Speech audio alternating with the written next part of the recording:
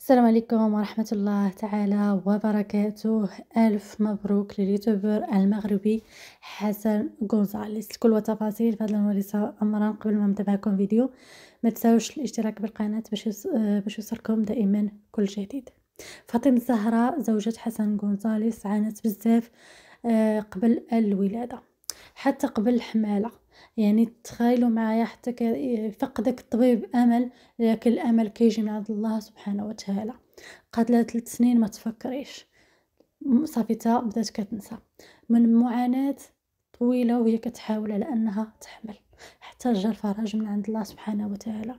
فاطمة الزهراء حملات، الام ديالو توفات، لكن الحمد لله على كل حال توفات.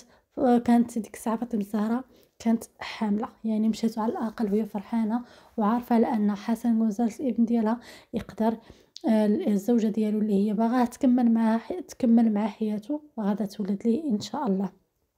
كانت فرحة هستيرية نهار عرف الحمالة، وكانوا الناس كاملين فرحانين معاهم لأنهم فغي يوتيوبر طيبين بعد على المشاكل، دراوش بزاف. الأم رباتهم أحسن تربية، توفات وخلات واحد الجوهرتين اللي هو حسن والحسين، وكذلك فاطمة الزهراء، لأنهم دراري ولاد الناس ويستاهلوا ألف تحية. طلعوا كبراتهم أحسن تكبيرة ورباتهم أحسن تربية. على العموم رجعوا لفاطمة الزهراء من بعد معاناة طويلة مع الحمالة.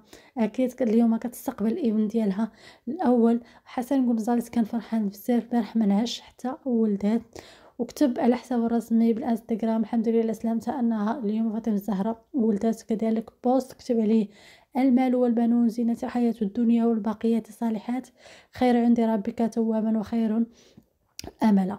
ان شاء الله ربي يحفظه لكم، والف مبروك عليكم يا ربي.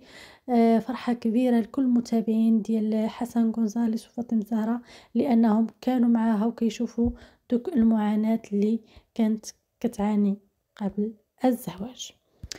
فيا عمري ألف مبروك عليها، وأخيرا الله على فرحنا ليهم كاملين، وإحنا معاكم من البدايات. فاطمة الزهراء وخويا حسن أنت وفاتي من حوالي تقريبا 4 سنين وما كنتفرجوا حتى توفات الأم ديالو. صراحة وشوية اليوتيوب مبقيناش كندخلوا له بزاف، لكن منين دخلنا شفنا هذا الخبر فرحنا ليهم بزاف.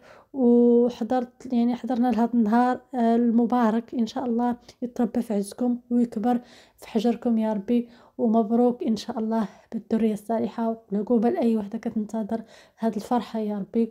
والله يشافيكم المسلمين جميعا.